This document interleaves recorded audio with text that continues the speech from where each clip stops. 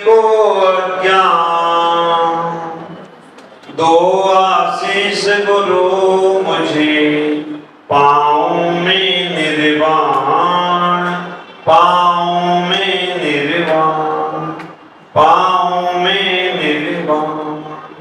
बोलो देवादिदेव आदिनाथ भगवान की। भगवान बोला है कौन से भगवान है? मूल नायक आदिनाथ भगवान की, भगवान महावीर स्वामी की, पार्श्वनाथ भगवान की, बाहुबली गोमटेश्वर भगवान की, आचार्य शांति सागर जी महाराज की, वात्सल दिवाकर आचार्य भगवान गुरुदेव पुष्पदंत सागर जी महाराज की, विश्व धर्म की, अहिंसा में परमो धर्म की।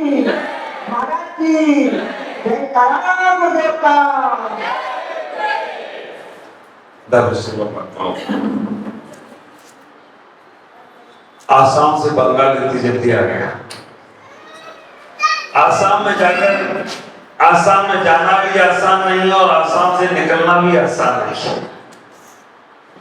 पहला ही कोई साधु होगा जो आसाम से जाकर इतनी जल्दी बंगाल में वापस आ गया हो, तो कोई आश्चर्य की बात नहीं है, जो पहला ही साधु। लेकिन आप विचार करके रखना, आसाम से बंगाल, आसाम तो छोड़ा है लेकिन आसाम वालों को नहीं छोड़ा है। आसाम वाले सब लोग यहाँ बैठे होंगे।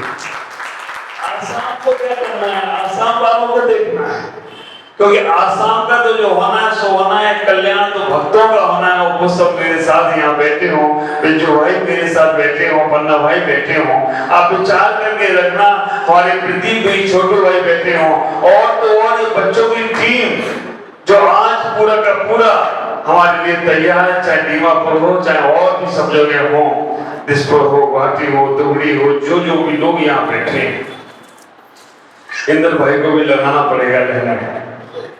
इतना ही विचार करके रखना कि आसाम से बंगाल में आ गया हूं, और बंगाल में भी आया तो वो पहला दिन बैसाख का एकम का दिन है, नया साल लेकर आया हूं, बंगाल का पहला दिन। ऐसा दिन कि जब गुरु के दर्शन मिल जाए तो समझ के रखना कि उस दिन के लिए लोग तरसते हैं कि हमें कब गुरु के दर्शन मिलेंगे। कितना पुण्य होगा तुम्हारा कि तुम गुरु के दर्शन पहुंचे या ना पहुंचे, गुरु तुम्हें दर्शन देने दिन हट्टा आ गया है। और दिन हट्टा नहीं आकर, मैंने पहले बोला था कि हटा, ये हटा, वो हटा, तुमने मंदिर ही हटा दिया, नया मंदिर लगा दिया हो तो कोई अक्षर की बात नहीं है, पुराना मंदिर ही हटा दिया। हम पहले आए थे तो मैंने बोला था भाई राजदूत हटा, दिन हटा, राजदूत हटा, रात्रि भोजन हटा, भौतिक सामान हटा, सब हटा, तुमने मंदिर पुराना हटा और नया मंदिर बनाया, इतना सुंदर मंदिर बना दिया। आप ख्याल करो ना, ये मंदिर की सुंदरता नहीं है, तुम्हारे दिलों की सुंदरता है। जिसका दिल सुंदर होता है, जिसका मन सुंदर होता है, उसका हर कार्य सुंदर होता चला जाए, तो कोई आश्चर्य की बात नहीं होगी। पहले मन की सुंदरता बनाना पड़ेगा। हमारे बिज्जू भाई बैठे हैं, ये पूरे आसाम के किंग हैं, कॉन्टेक्टेड हैं, और हमारे जी विरांशु भाई ने इनको उद्योगपति भी बना दिया है, क्योंकि आसाम के बड़े उद्योगपति। आप विचार करके रखना, एक जब मंदिर बनाते हैं तो पहले नक्शा तैयार करते हैं। अभी हमने यहाँ बालाजान में एक मंदिर की शिलान्यास किया, पता नहीं कैसा वो महावीर जी हमारे सिंचर वालों का, विशाल भाई का, तारा भाई का पुण्य देखो कि होनहार देखो, मैंने हम भी मिल गए, बिज्जू भाई भी मिल गए, बेटा भी मिल गया, महावीर भाई मिल गए, तुरंत भूमि पूजन हो गया, चट मंगनी पट गया, इधर नक्शा तैयार हो गया, थोड़े दिनों बाद मंदिर शुरू, और फिर उसके बाद कुछ महीनों बाद मंदिर बन के तैयार हो जाए तो कोई आश्चर्य की बात नहीं होगी। इतना सुंदर मंदिर, हर किया नक्शा तैयार है। तो जो चीज हमें तैयार बाहर करना है वो पहले मन में तैयार करना पड़ेगा। वो सुंदर सा उदाहरण में पढ़ रहा था, एक सम्राट नगर भ्रमण के लिए निकला। आप विचार करके रखना, सम्राट अपनी रानी के साथ नगर भ्रमण के लिए निकला, समुद्र के किनारे पहुंचा, समुद्र के किनारे जाकर देखा एक बुजुर्ग व्यक्ति कुछ महल बना रहा है, बालू के रेतों के महल बना रहा है, बहुत सुंदर सुंदर से महल बना रहा है। अचानक सम्राट ने पूछ लिया क्या कर रहे हो? उसने कहा स्वर्ग के भवन बना रहा हूं, स्वर्ग के महल बना रहा हूं। सम्राट ने पूछा महल बना रहे हो तो महल बेचोगे भी क्या? उसने कहा हाँ बेचूंगा भी, स्वर्ग के भवन है, स्वर्ग के महल हैं, बेचूंगा भी। कितने का दोगे? उसने कहा 10 रुपए का। सम्राट हंसी उड़ाते हुए चला गया। कोई स्वर्ग की भवन बेचता है? आप विचार करके रखना, सम्राट हंसी उड़ाते हुए चला गया कि स्वर्ग के भवन भी बेचता है, मिट्टी के बालू के भवन है और बेच के कह रहा 10 रुपए में स्वर्ग का भवन। सम्राट चला गया। लेकिन सम्राट की रानी समझदार थी, वो समझती थी बुजुर्ग ने कुछ कहा है तो कुछ अनुभव की बात कही होगी।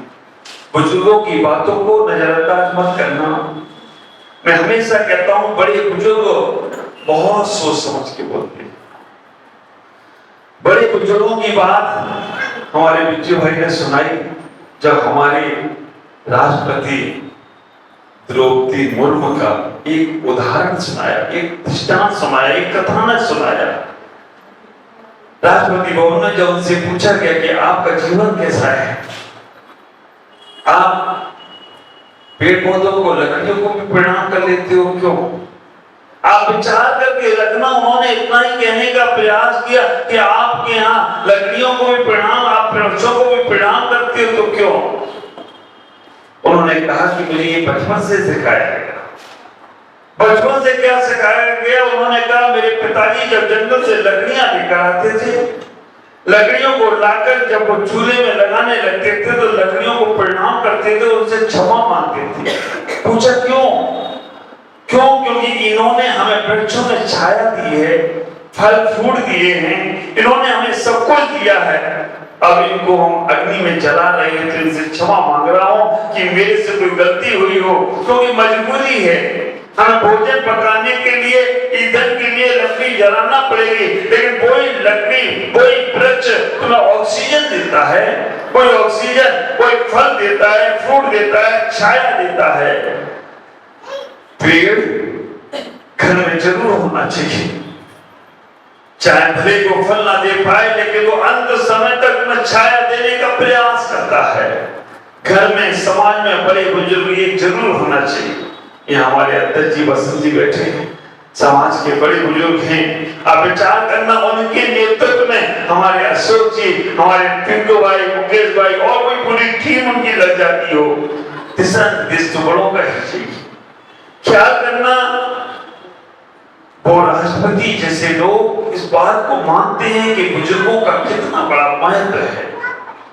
हमारे घर में एक बड़ा होता है तो हमें बहुत हिम्मत मिलती है। आप ख्याल करें, जिन घरों में माँ बाप का सारा है ना, वो घर जन्नत से भी बड़ा घर हो तो कोई आश्चर्य की बात नहीं है। कोई घर में जन्नत की जन्नत दिखती हो, और जिन घर में माँ बाप का साया उठ गया ना, ख्याल करके रखना वो घर घर दिखता है लेकिन बेजान है। किसको बोला जाए मन की बात, किससे कहा जाए मन की बात, वो घर घर नहीं हो पाता है। आप विचार करना, वो बुजुर्ग की बातों को समझ लिया, वो बुजुर्गों की, और जो लोग बुजुर्ग लोगों को जवाब देते हैं ना, बड़े बुरे लोगों को जवाब देते हैं, भले ही पद में कितने बड़े हों लेकिन बड़े बुजुर्गों का सम्मान नहीं करते हैं, वो ऊंचे होकर भी नीचे रहते हैं। पैसे में कितने भी तुम ऊंचे बन जाना, अगर तुम्हारे अंदर बड़े बुजुर्गों के प्रति रिस्पेक्ट नहीं, आदर नहीं है, तो पैसा तुम्हारा 2 कौड़ी का है और तुम्हारे पास कुछ भी नहीं है, लेकिन बड़े बुजुर्गों के लिए सम्मान है ना, तो समझ के रखना, तो सबसे बड़े अमीर व्यक्ति हो तो कोई आश्चर्य की बात नहीं है। इतना ही विचार करना, ज्ञान तुम्हें बड़ा नहीं बनाता है, धन तुम्हें बड़ा नहीं बनाता है, तुम्हारी इज्जत और शौहरत तुम्हें बड़ी नहीं बनाती है। बड़ा तुम्हें जो छोटे को भी बड़े बनाते हैं, जो बुजुर्गों के आदर और सत्कार करने लग जाए, समझ के रखना वो संसार में सबसे बड़े हो जाते हैं। इतना ही विचार करना। रानी ने बात मान ली, रानी ने 10 रुपए देकर एक महल खरीद लिया। राजा चले गए, रानी भी चली गई। रानी लेकिन महल खरीद के गई, महल वही था रानी ने खरीद लिया था और रात को जब सोने लगी, राजा भी सोया और रानी भी सोई। स्वप्न में देखा राजा स्वर्ग में पहुंच गया। स्वर्ग में पहुंच गया और स्वर्ग में देखा कि एक महल, बहुत सारे महल हैं सब, और सम्राट एक महल की ओर दौड़ने लगा। वो रानी का महल था, रानी ने खरीदा था। सम्राट ने कहा मेरी ही तो रानी है, महल खरीदा है। तो सम्राट दौड़ के जाने लगा महल में, रानी की महल की ओर जाने लगा। दरबार ने रोक दिया। दरबार ने कहा ये रानी का महल है, ये तुम्हारे मर्दलोक का महल नहीं है कि तुम बिना हिचक के रानी के महल में चले जाओ। ये रानी का महल है, इसमें तुम्हें जाने की इजाजत नहीं मिलेगी। मध्यलोक में तो आप कह सकते हो कि हमने कमाया है तो हम 20 रुपए खर्च कर सकते हैं, हमारा है तो हम दूसरे को दे सकते हैं। आप विचार करना, स्वर्गों में तुम्हारा पुण्य ही तुम्हारे काम में आने वाला है। तुम अपना पुण्य चाहो अपने बच्चों को स्वर्ग में दे दो तो मिलने वाला नहीं है। तुम सोचो कि तुम्हारा पुण्य स्वर्ग में तुम्हारे बच्चों को मिल जाए, तुम्हारा पुण्य तुम्हारे माँ बाप को मिल जाए। स्वर्ग में जो तुम यहाँ अच्छा कर्म करोगे, स्वर्ग में तुम्हें तुम्हारा मिलेगा। अभी होता ये है, हमारे बड़े बुजुर्ग लोग अपने जीवन में कुछ नहीं करते, मरने के बाद उनके बच्चे उनके नाम के लिए करते हैं। शायद उनको मिल जाता होगा, नहीं मिलता, केवल मध्य लोक में नाम रह जाता है। लेकिन वहां पर तो जो यहाँ करेगा उसको ही वहां मिलेगा। एक दूसरे का किसी को ट्रांसफर नहीं होता है, यहाँ ट्रांसफर कर सकते हो, लेकिन वहां पर अगर तुमने यहाँ व्रत नियम संयम लिए हैं तो तुम्हें वहां उसका फल तुम्हें ही मिलेगा, तुम्हारे परिवार को नहीं मिलेगा। हाँ, तुमने यहाँ व्रत नियम संयम लिए हैं तो यहाँ पर तुम्हारे परिवार का नाम या सम्मान तो बढ़ेगा कि भाई इनके घर में त्यागी व्यक्ति ने जन्म लिया है। तुमने यहाँ दान किया तो तुम्हारे परिवार का नाम लिखाया जाएगा। वैसे तो मेरे को लग रहा है सुबह मंदिर में नाम है,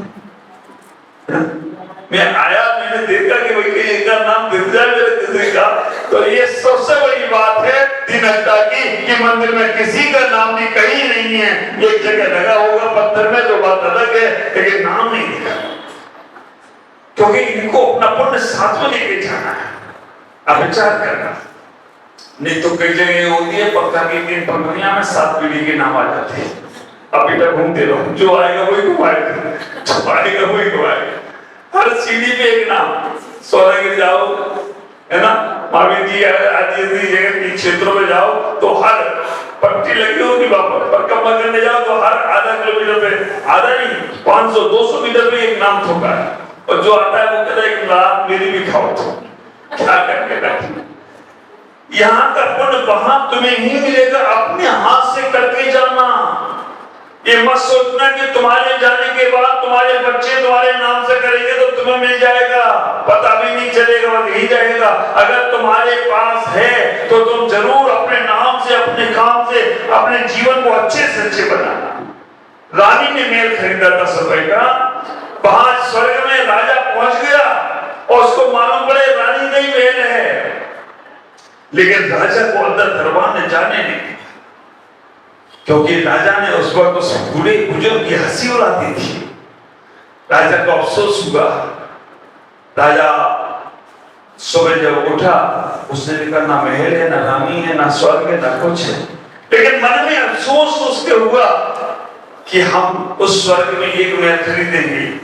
अगले दिन फिर सम्राट गया, उसने सोचा आज भी वो बुजुर्ग मिल जाए तो आज मैं महल खरीद ही लूंगा। देवी वरदान एक ही बार देती है, लेकिन वो वरदान उसे दूसरे दिन भी मिल गया, वो बुजुर्ग मिल गया। उसने कहा वो बुजुर्ग महल बनाता मिल जाए, बुजुर्ग महल बनाते हुए मिल गया। उस राजा के मन में आया आज तो मैं खरीद ही लूंगा, और एक नहीं खरीदूंगा, सारे खरीद लूंगा। राजा ने जैसे ही उस बूढ़े से पूछा क्या कर रहे हो, उसने कहा महल बना रहा हूं। कहां के महल बना रहे हो? स्वर्ग के महल बना रहा हूं। सम्राट को खुशी हुई, चलो बुजुर्ग भी मिल गया, महल भी बना रहा है और स्वर्ग के बना रहा है। बुजुर्ग राजा ने पूछा बेचोगे? उसने कहा बेचूंगा। राजा ने जेब में हाथ डाला। घटना देखना कहां बदल गई। राजा ने जेब में हाथ डाला। राजा ने पूछा, राजा को उम्मीद थी कि 10 रुपए में दिया था कल, आज भी 10 भी देगा। राजा ने जेब में हाथ डाला और निकालने का पैसा तैयार हुआ। राजा ने पूछा, कितने का दोगे? युवक राजा पूछ रहा, कितने का महल दोगे? बुजुर्ग ने कहा, तुम्हारी जितनी संपदा है उस सारी संपदा दोगे तब एक महल मिलेगा। आप विचार करके रखना। राजा ने कहा कि कल तो तुमने 10 रुपए में दिया था, आज तुम मेरा पूरा साम्राज्य बनाना चाहते हो। उस बुजुर्ग ने बड़ी प्यारी बात बोली, दिल को छूने वाली बात बोली। बुजुर्ग ने इतना ही कहा कि जब मैंने कहा था तब तो मुझे विश्वास नहीं किया। जब मैंने कहा था कि महल स्वर्ग के हैं, वो ले लो, तब तुमने विश्वास नहीं किया।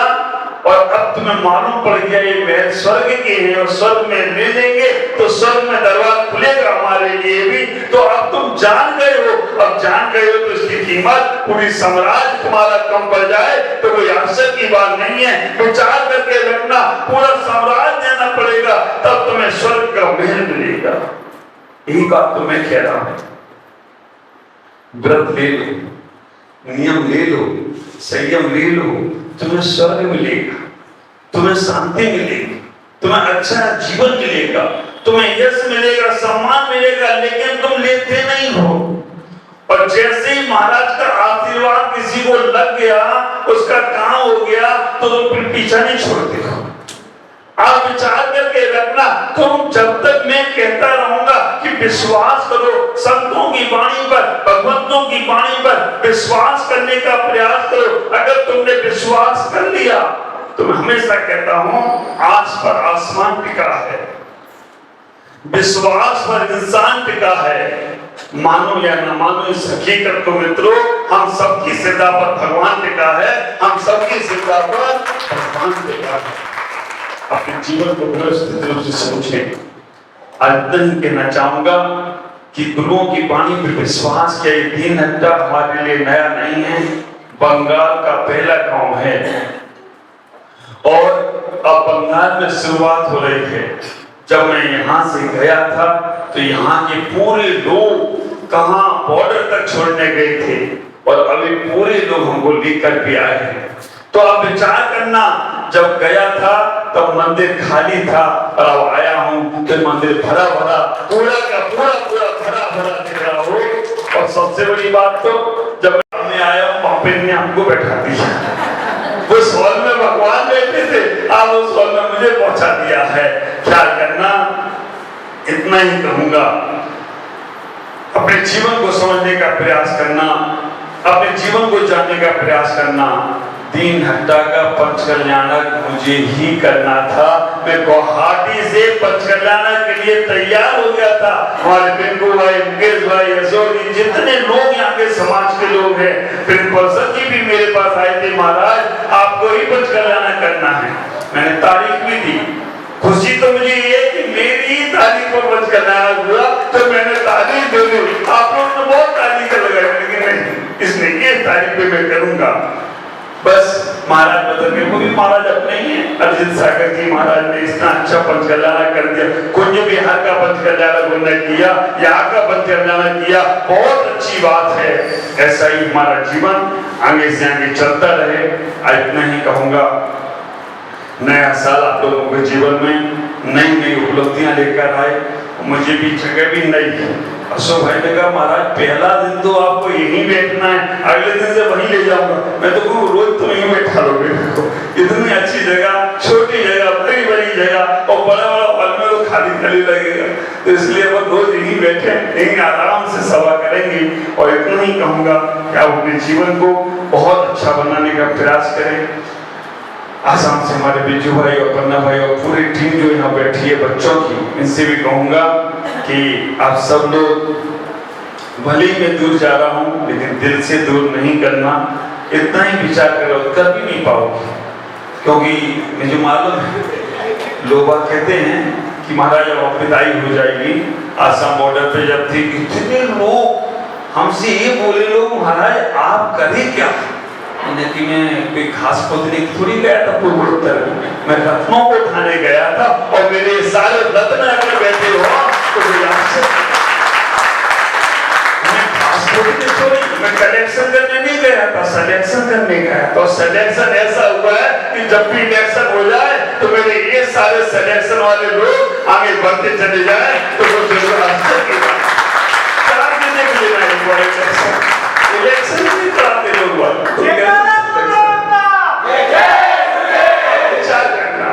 मैं इतना ही कहता हूँ। कौन कहता है हमारी और तुम्हारी विदाई होगी? ये तो खबर किसी ने झूठी उड़ाई होगी। शांत से रहेंगे हम आपके दिलों में, इतने दिनों में थोड़ी तो जगह बनाई होगी।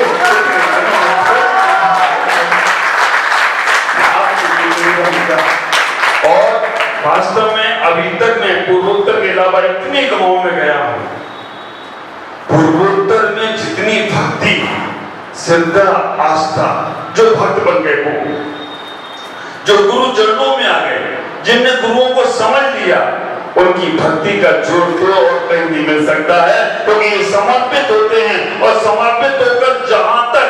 और मुझे तो वास्तव में अभी ये बिहार व्यवस्था बंद करना है, क्योंकि व्यवहार व्यवस्था होते ही गड़बड़ हो जाता है। समाज तो समाज बिहार होना लगा तो पूर्वोत्तर में भी साधुओं की बात आ जाए तो कोई आश्चर्य की बात नहीं है, क्योंकि व्यवहार व्यवस्था जहां आई बड़ी गड़बड़ मामला। समाज तो समाज बिहार, एक समाज दिन अड्डा आगे कुछ यार बोल भेजो बस फ्री, कुछ बार वाले माता बंगा करते फ्री। हाँ, माता बंगा से सिलीगुड़ी थोड़ा दूर है तो सब मिलजुल के कर ले। इधर धुबड़ी आए, धुबड़ी से उन्होंने बॉर्डर तक किया फ्री। ऐसे एक समाज दूसरे समाज में अगर संपर्क बना के रखेगी, इसलिए मैंने जैन प्रक्षरी संघ तैयार किया है। बात करूंगा यहाँ पर भी। जैन प्रक्षरी संघ इसीलिए तैयार किया कि एक समाज में दूसरे समाज तक पहुंचाना, क्योंकि समाज पे बर्डन भी नहीं आना चाहिए, समाज पर बोझ भी नहीं आना चाहिए। अगर एक समाज दूसरे समाज में संपर्क बना के पहुंचाती है तो साधु भी खुश रहता है और समाज भी खुश रहती है और हर समाज को जिम्मेदारी मिलती जाती है। साधु का विचरण बहुत आराम से होगा। आज इतना ही। ओम नमः। जय गुरुदेव। सभी को मंगल में आशीष दूंगा। ख्याल करना, बुजुर्ग ने बाद में पछतावा ही उसे मिला, क्योंकि स्वर्ग के महल बेच रहा था बुजुर्ग और राजा ने नहीं खरीदे। बाद में पूरी सामग्री देने के बाद भी वो महल नहीं मिली। तो कभी गुरु तुमसे कोई आज्ञा, ऐसे गुरु आदेश उपदेश तो सबको देते हैं, उपदेश के पात्र तो बहुत लोग बनते हैं, लेकिन कभी कोई गुरु आज्ञा कर दे, गुरु आदेश कर दे तो समझ लेना, तुम नाचने लगना कि आज मुझे इस योग समझ लिया, आज मुझे इस पात्रता को योग समझ लिया। सब कुछ काम अपने आप होता जाता है। इतना ही विचार करना। 2 इच्छा यहाँ थी मेरी, तीसरी इच्छा आती हुई हो गई है। अभी लोग मानते नहीं है तो पता नहीं क्या है। लेकिन एक इच्छा थी कि यहाँ सामने का द्वार खुलना चाहिए, क्योंकि सामने का द्वार उत्तर द्वार है और उत्तर द्वार से जिस वक्त भी तुम्हारा आवागमन शुरू हुआ, जो लोग दर्शन करने आएंगे, घरों में धन की कमी नहीं पड़ेगी।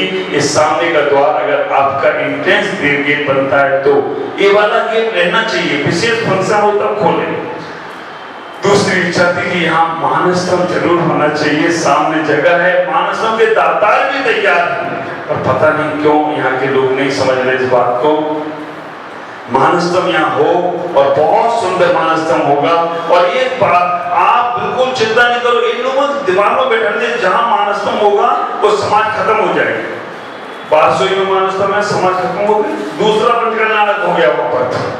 और आप विचार करके देखना, अभी हम यहाँ पूर्वोत्तर में कहां पर है मानसतम, खालपेटिया, कितना सुंदर है।